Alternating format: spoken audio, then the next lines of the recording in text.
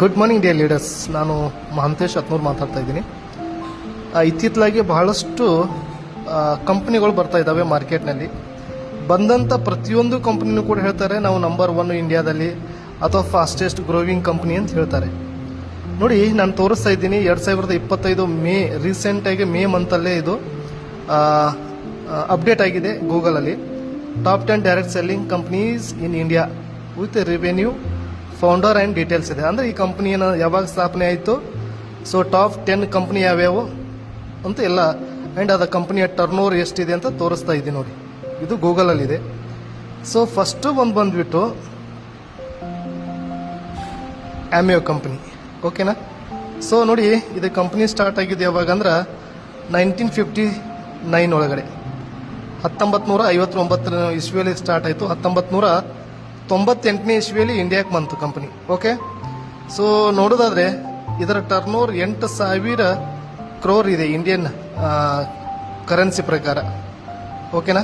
So next ನೋಡೋದಾದ್ರೆ ಆ company owner ಹೆಸರು ಕೂಡ ಇದೆ.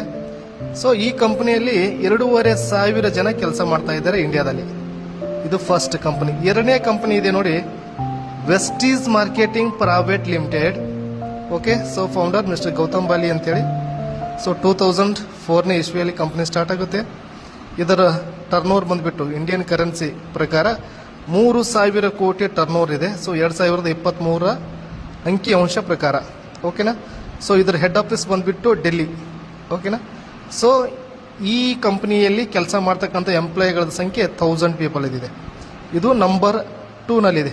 ನೋಡಿ, ಇಲ್ಲಿ ತೋರಿಸ್ತಾ ಇದ್ದೀನಿ, ನಂಬರ್ 2 ವೆಸ್ಟೀಸ್ ಕಂಪನಿ ಅಂತಿದೆ.